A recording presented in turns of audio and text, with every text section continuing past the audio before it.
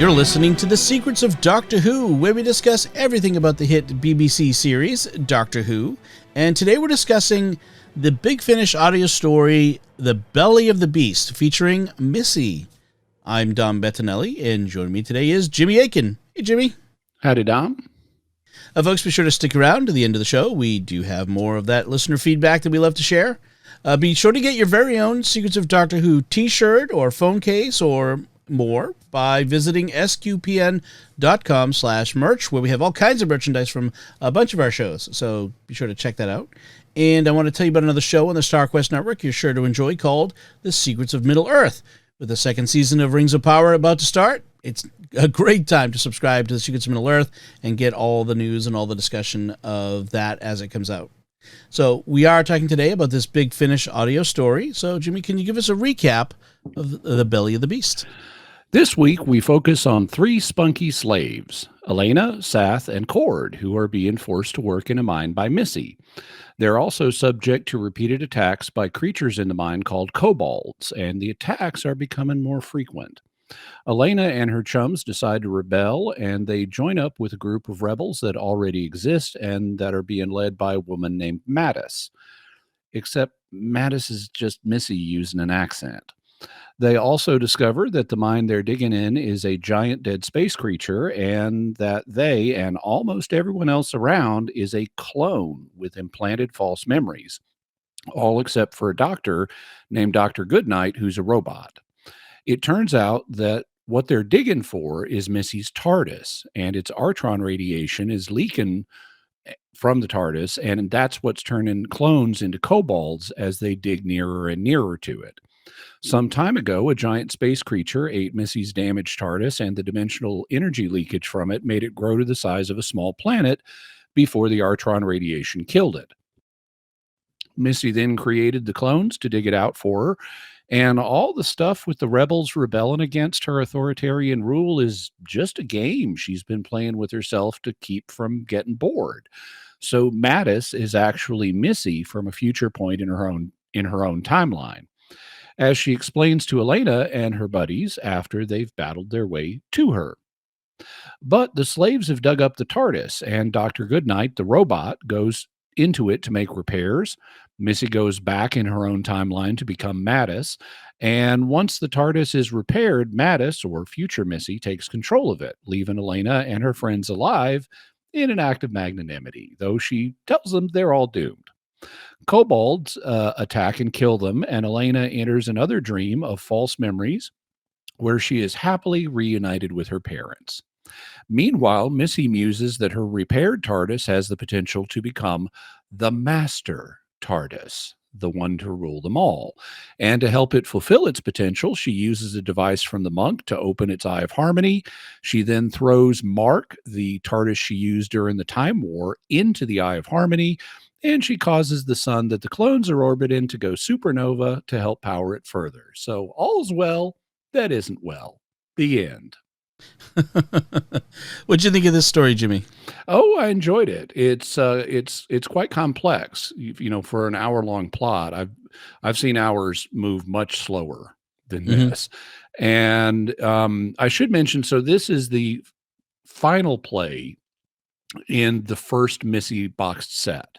So there are 4 plays in the Missy boxed set, and as typical for Big Finish plays, this one incorporates elements that were seeded earlier in the same set. So, for example, in the second story, Divorced, Beheaded, Regenerated, Missy met the monk. And so that's how she got the item from the monk that she uses at the end of this play. Also, in the best Missy play I've ever heard is the third one, the one that immediately preceded this. It's called The Grandfather Clock, or The Broken Clock. And it is an episode of Dick Zodiac's America's Most Impossible Killers, where Missy gets involved in an investigation of a series of impossible killings. And it turns out that her TARDIS from the Time War, who has gained sentience and is known as Mark because he's a Mark 212 TARDIS, that's where he comes from. And she throws him into the Eye of Harmony at the end of this one. So this is kind of summing up, previous things from the same box set to give them a united theme of we're all headed towards the creation of this master TARDIS. But then we have this total cutaway from Missy where we're focusing on these slaves and their difficulties. And then we've got this weird battle between Missy and Mattis. And they end up explaining everything. And I thought it was a lot of fun. For those who want to hear our discussion of the Broken Clock, by the way, that was our episode 289. We talked about that just about a year ago from when this one will release. So yeah, I agree. It's a lot of fun. The usual Michelle Gomez as Missy is a blast. This is the malevolent Missy from the TV show. This is not fun. Ameliorated in any way. This is her at her evil best. I mean, she's cruel. She's toying with people. Mm-hmm. Yeah. This is that Missy. So it is interesting, and in fact, everything that happens in this is almost entirely unnecessary to her overall plan. If she were just a straight up the master, the Roger Delgado master, she would have a bunch of slaves dig the thing out and go. But this Missy is bored easily and needs to be entertained and plays with the clones like she's playing with, a cruel person playing with mice. It's just, it's funny at times, but it's also a bit chilling.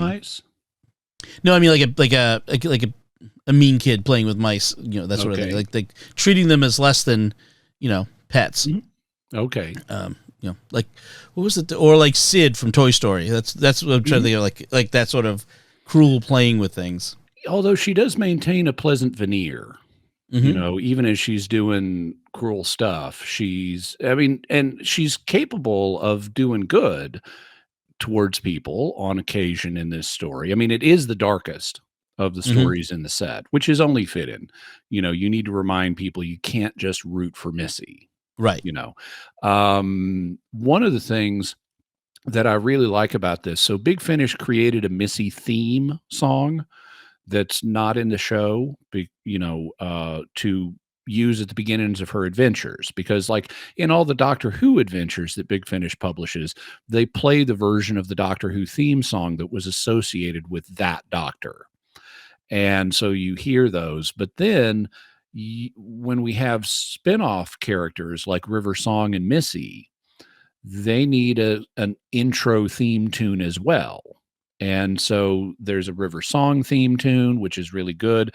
There's a Missy theme tune that's really good. It has these dark elements, but it also has this energetic, spunky, exotic feel to it.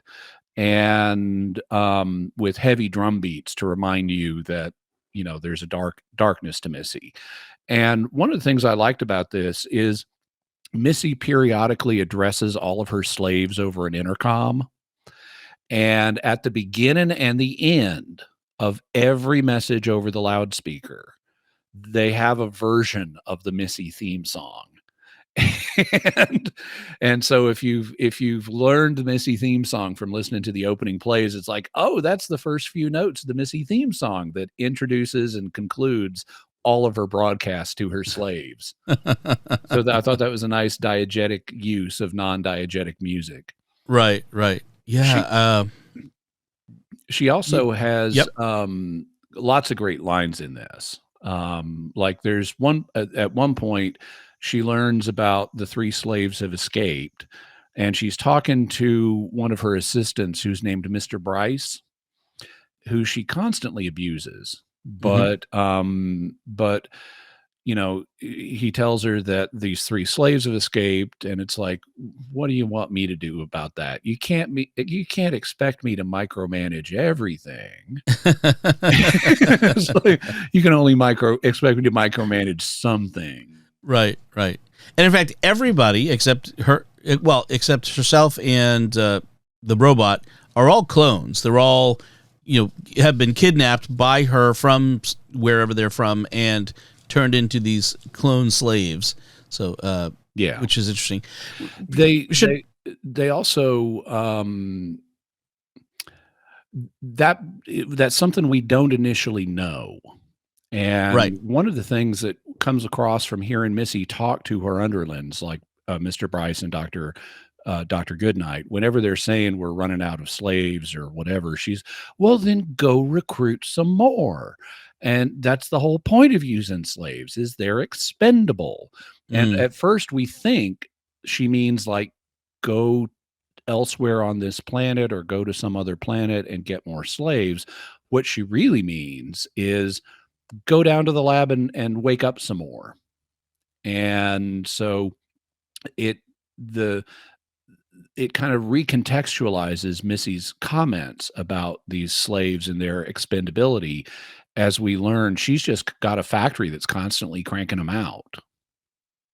And I'm not even sure that they're all like clones of individuals in the sense of they all have the same memories. They all have basically the same memory of life experience. So I'm not sure that they're even all that different, or is it just she doesn't care, and as she's creating the clones, she's just downloading one bank of memories into them so that they can all share it?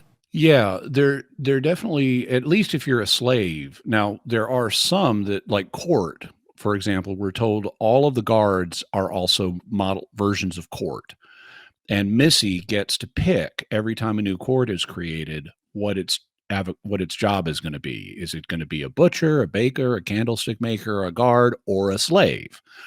And if it's a slave, it gets the standard slave memories that all the slaves get. But presumably, if it's a guard, it's going to get guard-based memories. Right. This also clarifies something else that I noticed very early on in the recording.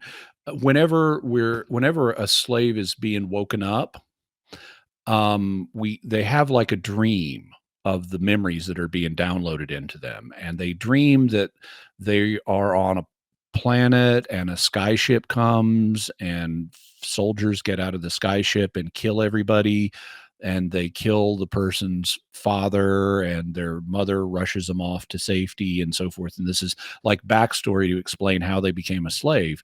And the first time we hear one of these, Elena is experiencing this, and she's talking to her mother, and I'm going, her mother is the same voice as the character that plays Sath. And it's a little hidden thing. It's like they swap roles, but it's the same person. It's the same voice. It's like you both sound like you're 20 years old. How is this woman your mother? Right. Well, it's not really meant to stand up to scrutiny. And so I thought that was an interesting little thing they just snuck in on the audio level. But it turns out they all have the same memories. It's just they are at the center of the version of the memories they experience, and the other parts are played by their fellow slaves. It's the same deal with Mr. Bryce and her father. Yeah. It's the same voice actor who does both.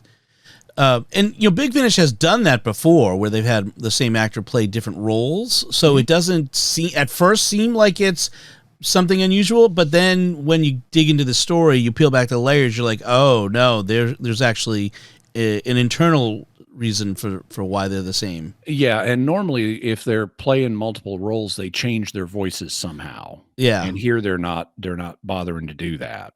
Right.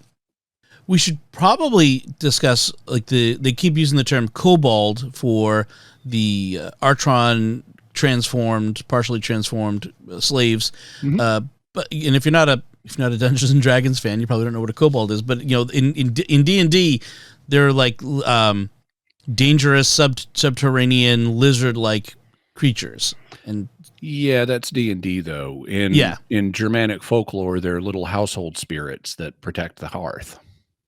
Right. So in this, it's probably closer to the D&D version, I guess, because these are malevolent with claws, and they're killing people. Although we actually learn they retain their memories of being a slave, and they're actually trying to help the slaves by attacking the guards. Right.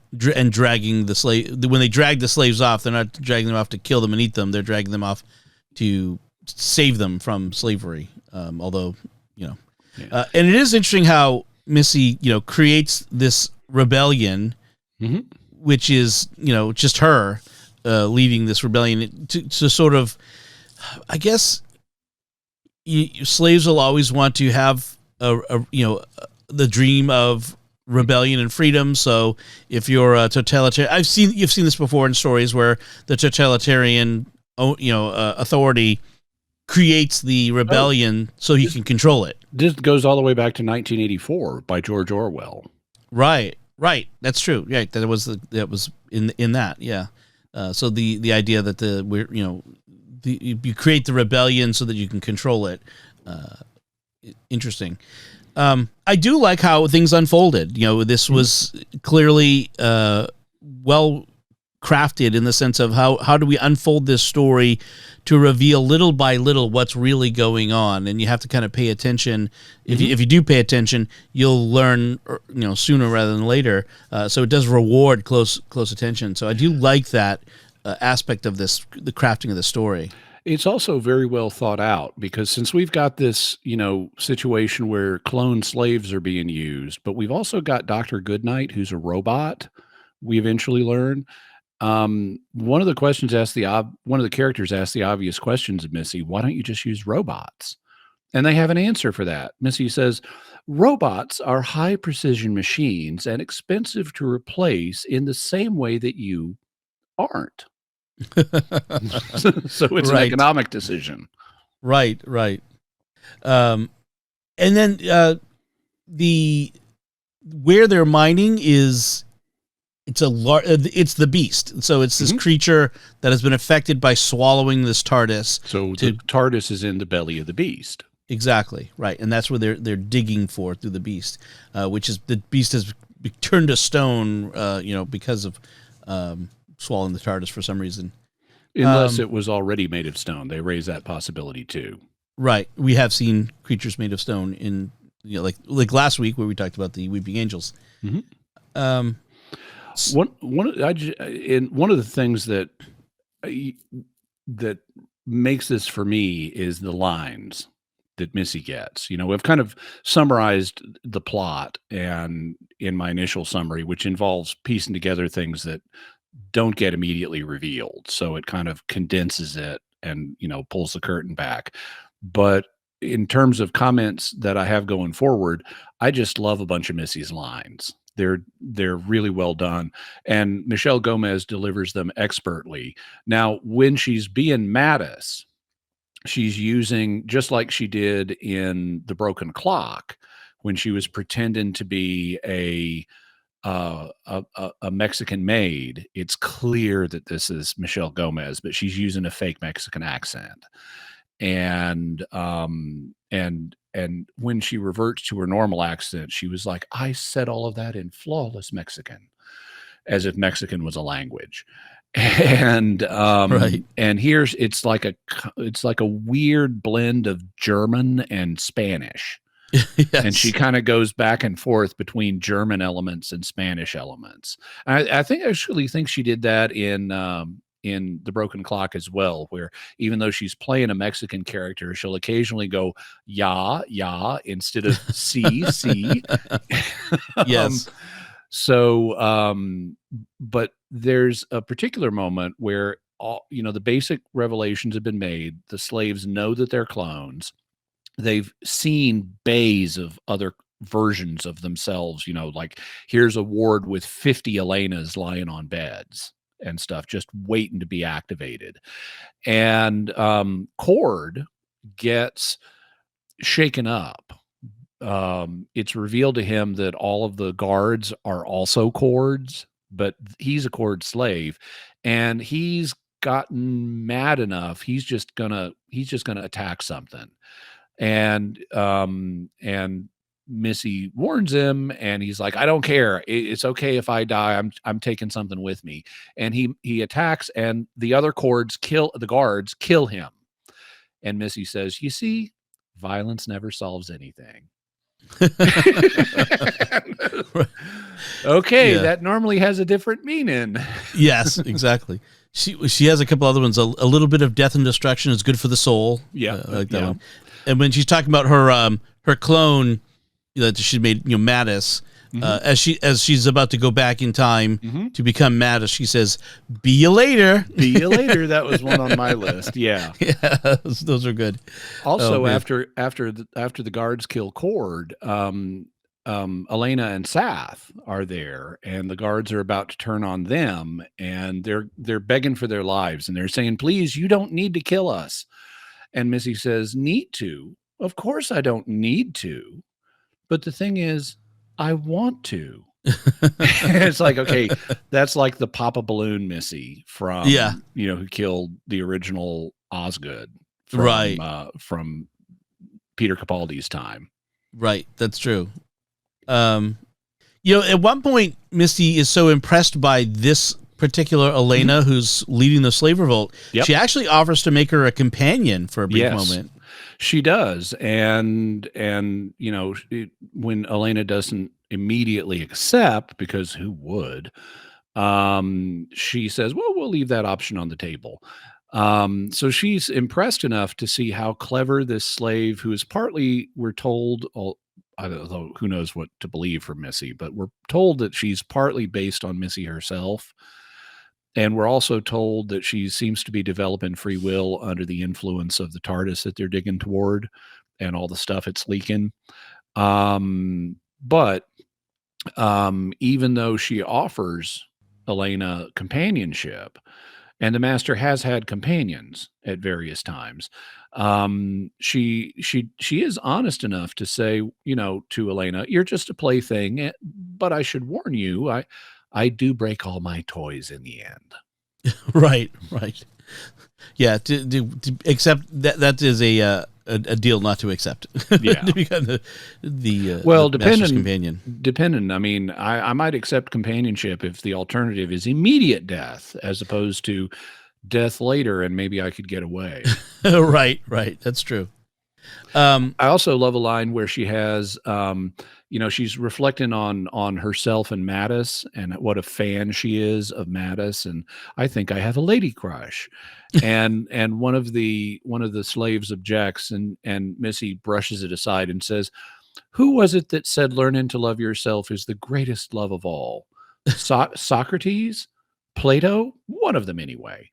In fact, it's Whitney Houston, or at least Whitney Houston's lyricist, Linda Creed, who wrote that song. That's right. But I love how Missy is just oblivious to, this is a pop culture reference, and she thinks it's classic Greek philosophy. That is so true. That is funny. Now that you mentioned it, that's right. Now I recognize where that's from. So let's talk about the Master TARDIS that she creates in the end. What is is this something that we've seen before? Not really. They made it up for this, and they thus far haven't followed it up. If I've listened to the other Missy sets, there's like 4 of them now, and they don't really bring up the concept again. So, I don't know if I hope they do. I'd like to see it paid off in some way, but they haven't really done that. And, you can always headcanon it as, well, the Master's plans tend not to work out. Yeah. So, but I'd like to see him explore the idea a little bit more. Right. Yeah, because this story came out 5 years ago as we're recording this, so they've had time. And you said there's been 4 sets already? Yeah, they've been doing, I guess, about 1 a year. Yeah. And there are connecting elements between the sets. So, like in the second set, actually in the second set, the first play is the Lumiat, which explains what happens after Missy's incarnation, where Missy went good in the end and died heroically trying to help the Doctor. Well, in her next incarnation is the Lumiat. She's completely good and comes back to try to influence Missy. But this Missy is not at the point of being completely good. And so she's got some friction with herself. They also keep the monk involved. And then in the third set, it's all about Missy and the meddling monk. And the meddling monk is essentially Missy's companion / pet / unwilling slave in that, until he regenerates and we get a nun. And so you've got the nun and the monk versus Missy.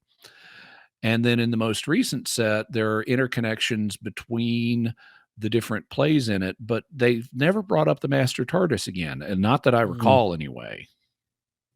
And the Missy's place in the timeline of Masters is before the John Sim Master of the 10th. No. John Sim regenerates into Missy. Oh, okay. That's right. I wanted to make sure I had the timeline right. So he regenerates into her, and then at some point she becomes the Sacha Dhawan Master? And that's hinted at in the Lumiat. The Lumiat also regenerates in that story. And the implication is she becomes Sacha Dhawan. Okay. And there is a Sacha Dhawan set coming out next year. Interesting. Yeah, he returns to sort of the John Sim style, a bit like crazy. Yeah. Over the top. Even more so in some ways. Yeah. I kind of wish we had like a Delgado, suave Bond villain sort of master. They do have versions of that. It's not Roger Delgado, obviously, but they have there's at least one and maybe more incarnations of the Master that are unique to Big Finish, and that they came up with themselves. And one of them is like that. I think we've done at least one Big Finish story with one of those Masters. So yeah. The one where he's in Vegas doing the Howard Hughes sort of thing in the tower. I think that one though is I'm blanking on his name. Beavers, yeah, Christopher Beavers, something like that. He's actually from the show though. He's from he was one of the Decayed Masters. Yes. But he also can be very suave and sympathetic. There's one set called Masterful which is a multi team up of all of the Masters they had at the time, plus a new one who was young. And in that one, the Christopher Beavers Decayed Master uses a perception filter to keep people from recognizing how awful he looks. And he meets this woman and falls in love with her and is like going to retire from being the Master and just live out his life peacefully with this woman. And then the American Master from the 1996 movie shows up and convinces him to reveal his true self to this woman, because couples in love should have honesty with each other, and it all goes horribly wrong. How come it would be so cruel to himself? That's the funny thing. It's like, why are you doing this to yourself? But it's the Master. Yeah. All right. So at the end, she jumpstarts the TARDIS by supernovaing the star, which means that all of the slaves are dead anyway, even though she kind of let them go. Anything more to say about this story before we move on? No, I think that's pretty much it. Yep.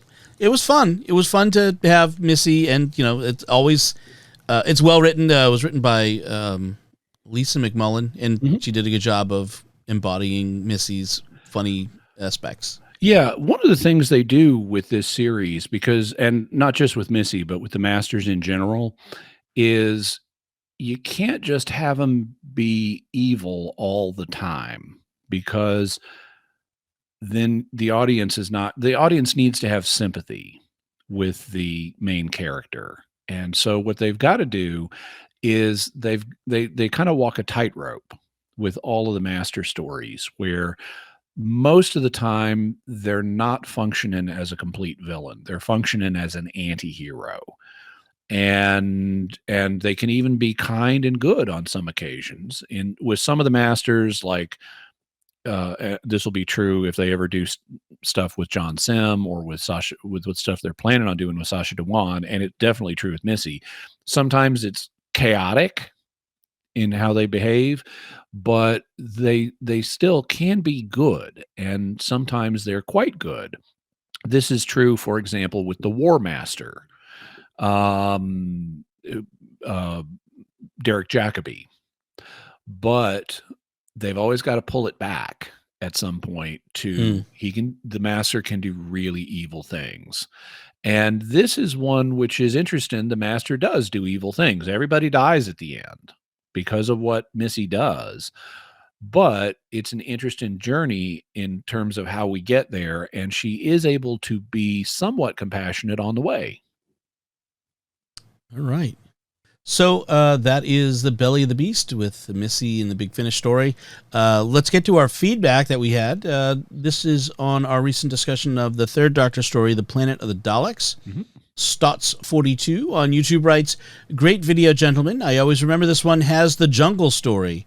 This would be Bernard Horsfall's second appearance, the previous being Gulliver, as Father Corey mentioned. The next would be Chancellor Goth in The Deadly Assassin." That's the fourth Doctor story we've already discussed.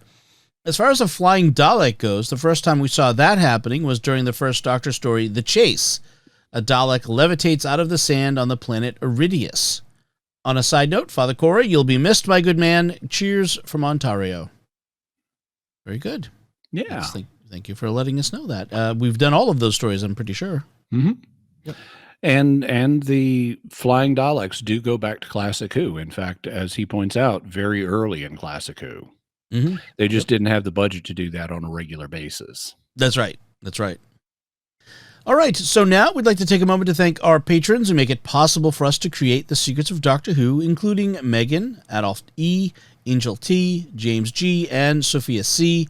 Their generous donations at sqpn.com/give make it possible for us to continue The Secrets of Doctor Who and all the shows at StarQuest, and you can join them by visiting sqpn.com/give. This StarQuest show is also brought to you by Exodus 90 and the Exodus 90 app, a daily companion to help you grow closer to God and to become the man you want to be. This summer, join the Enthronement to the Sacred Heart, the Exodus 90 Summer Book Club, and St. Michael's Lent, beginning August 15th and leading up to the Feast of St. Michael the Archangel on September 29th. Go to exodus90.com/SQPN for a 14-day free trial to the Exodus 90 app and to learn more about St. Michael's Lent. That's exodus90.com/SQPN to join us for St. Michael's Lent starting August 15th. We'd also like to thank Zyman Yannick, who edited this episode. So that's it from us. What did you think of The Belly of the Beast? Let us know by commenting on the show at sqpn.com or the Secrets of Doctor Who Facebook page, or send an email to drwho@sqpn.com, or visit the StarQuest Discord community at sqpn.com/discord. You can also watch The Secrets of Doctor Who on our YouTube channel at youtube.com/StarQuestMedia, and leave a comment there, and be sure to subscribe and hit the bell to get notifications. We'll be back next time when we'll be discussing the 8th Doctor Big Finish story, The Creed of the Cromon. Cromon? Kromon. Until then, Jimmy Akin, thank you for joining me and sharing The Secrets of Doctor Who. Thanks, Dom, and to quote Missy from this episode, ciao for now. Oh, and you're all doomed. And once again, I'm Dom Bettinelli. Thank you for listening to The Secrets of Doctor Who on StarQuest, and remember, be you later.